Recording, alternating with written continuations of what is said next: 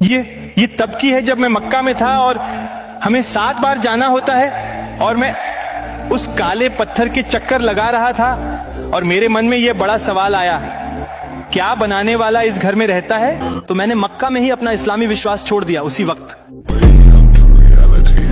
ऐ इंसान, तुझको अपने रब्बे करीम के बारे में किस चीज ने धोखा दिया? वही तो है जिसने तुझे बनाया, फिर तेरे आज़ा को दुरुस्त किया और तेरी आमद को मोतदिल रखा, जिस सूरत में चाहा तुझे जोड़ दिया।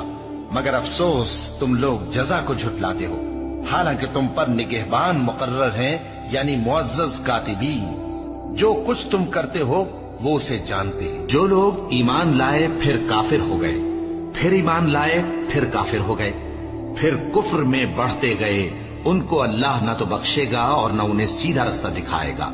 ऐ पैगंबर, मुनाफिकों यानी दो रुखे लोगों को बिशारत सुना दो कि उनके लिए दुख देने वाला अजाब तैयार है।